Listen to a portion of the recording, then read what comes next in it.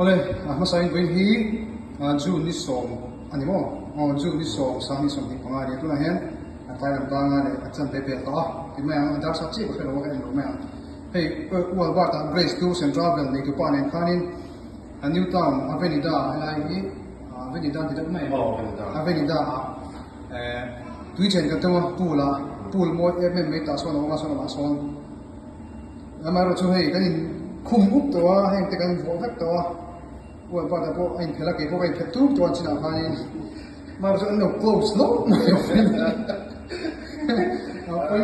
Mai fani kalau dia tidak bisa kalau dia akan cek ke khop mai vai nó phóng thể lên tên nó chỉ là liên na when to cek nó nu ni mo te kan dia lu lo ka tui ha lu cek lu kan lu to ka kan lu khop mai ma su an close tak mai poi khop mai tian kan ho le